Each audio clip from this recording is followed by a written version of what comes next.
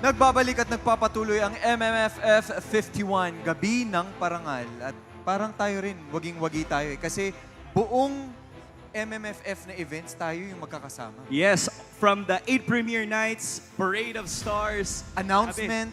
Blue Carpet, we Blue were carpet. there. Ako. What a night tonight, Gabi ng Parangal. Gabi ng Panalo. Panalong Diba? panalo. Panalong-panalo talaga tayong lahat at madami na ang ginawaran ng parangal ngayong gabi pero hindi pa tayo tapos. Susunod, ang mga napaka-espesyal na pagkilala. Up next are our special awards. The Fernando Poe Jr. Memorial Award and the Gatpuno J. Villegas Cultural Award. To present these awards, please welcome two of our finest leading men and action stars from Shake, Rattle, and Roll, Mr. Richard Gutierrez, and from Reconnect, Mr. Gerald Anderson.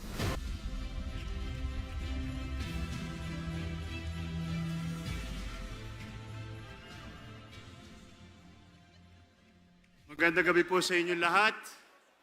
We are very happy to present this award in the honor of a legendary actor and a true pillar of our industry, the one and only, the King of Philippine cinema, Fernando Poe Jr. Tonight, we continue his legacy as we present the Fernando Poe Jr. Memorial Award for Excellence. Ito ay para sa mga kasamahan natin sa industriya na hindi matatawarang ang dedikasyon at pagmamahal sa kanilang sining. Kami po ay sumasaludo sa inyo. The winner for this category was chosen based on the following criteria: story content, screenplay, and powerful lines, imaginative and creative execution.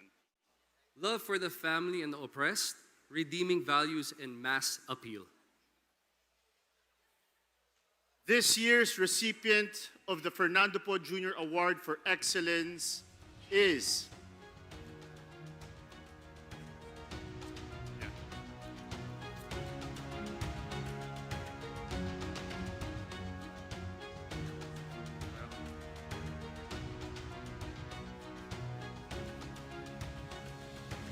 Bar Boys After School.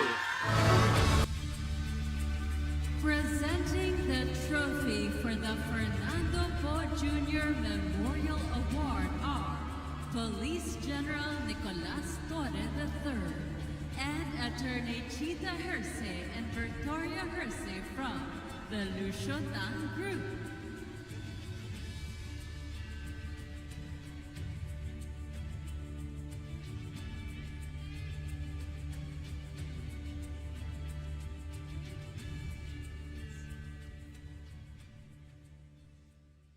Oh, wow. Salamat po sa... Ganda naman ito. Napakagandang trophy na to. First, gusto kong pasalamatan ng 901 Studios. They're a young studio. And for us to be given a slot at MMFF, such an honor. Such an honor to be around everyone. So, pasalamatan yung cast namin. At gusto ko pasalamatan lahat ng resource persons ko sa script. Lahat ng mga attorney na nagtatrabaho quietly, helping the poor and the communities. Pinakamahalaga ang mentor naming ni Zig Dulay na si Bing Lao.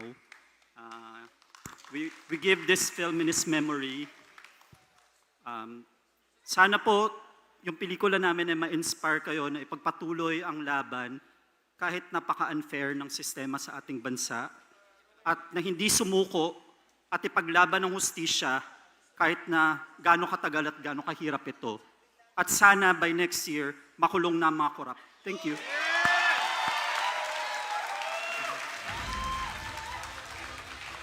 For the past 51 editions of MMFF, napanood natin ang maraming pelikulang sumasalamin sa sining at kultura ng ating bansa. A film is more than entertainment. It is a mirror that reflects our identity, our history, and our culture. While many films take us to imaginary worlds, mahalaga pa rin ang mga pelikula na nagpapaalala sa atin sa ating pinagmulan. Ang makakatanggap ngayong gabi ng Gatpuno J. Villegas Cultural Award ay ang pelikulang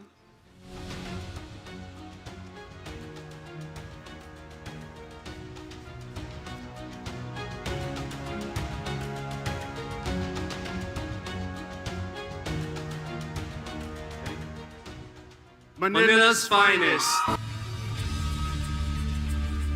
Presenting the trophy for the Katuno J. Villegas Cultural Award are Police General Nicolas Torre III and Attorney Chita Hirse and Victoria Hirse from the Lucio Tan Group.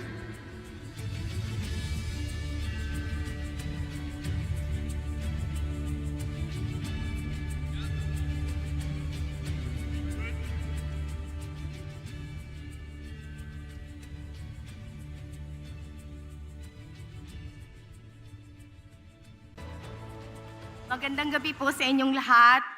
Ang Manila's Finest po is only our third film. Nauna po kaming sumali sa MMFF with our partnership with Jescom, Gumburza. Pangalawa po, last year, The Kingdom. Pangatlo po, ang Manila's Finest. And mapapansin niyo po sa lahat ng pelikula na tinatayaan namin, nandun po sa ilalim niya ang kultura ng Pilipino, ang values, ang issues. Yun po ang ethos ng MQuest Ventures at nagpapasalamat po kami sa recognition na binibigay ng MMFF taon-taon. Marami pong salamat. Congratulations po sa winners ng ating special awards, ang Fernando Po Jr. Memorial Awardee, ang Bar Boys After School, and Gatpuno J. Villegas Cultural Awardee, ang Manila's Finest. Our next category is a total new category. Ito po ang Best Ensemble Award.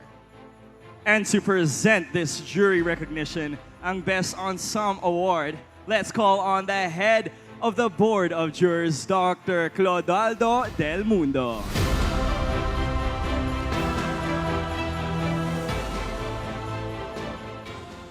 This is another special award, the Jury Prize for the Best Ensemble Performance. This Jury Prize for Best Ensemble Performance is awarded to the cast of Imperfect.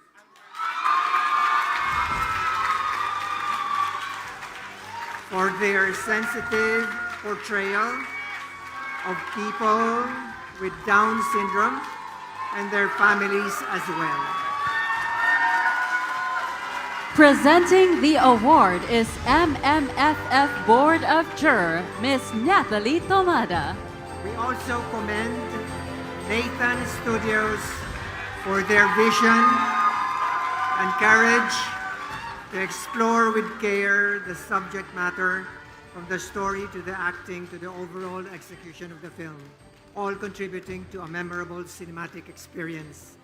With diversity and social equality as its core values, the movie truly embodies this year's festival theme of new era in Philippine cinema.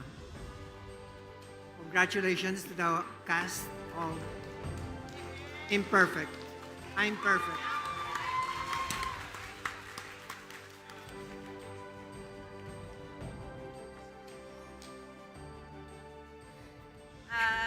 Magandang gabi po. Ang taas ng mic, no? Oo. Maraming salamat po, MMFF and MMFF jury po. Napagbigyan niyo po ang aming pelikula na makasama po dito at naipakita po namin ang talento ng mga actors ko. Yeah. Sana po marami pa pong makapanood ng pelikula namin na I'm Perfect. Baka meron kayong sasabihin yung actors namin. Hi, thank you. Thanks for watching Unprepared. And always so much to watching you happy to show and trauma. Thank you so much for everything. Cristel. Hindi ako makapaniwala sa ano na to, pero sasabihin ko, Lord, this is a successful na ibigay niyo sa amin dito. At sa I Perfect Family, para sa atin to. Sila po, sila. Esta fecha, Tubi Latine. Thank you. Hi guys. Today to Arthur later have a happy day, no much. Maraming salamat po. Ito po ay history po ngayong gabi para sa mga persons with Down syndrome. Hindi po kami mga senior stars ang bida dito, kundi itong mga batang ito. Maraming salamat po, MMFF. Coming up, MMFF's very special tribute for the one and only superstar, Nora Honor. Only here on the 51st Metro Manila Film Festival, Gabi ng Parangal.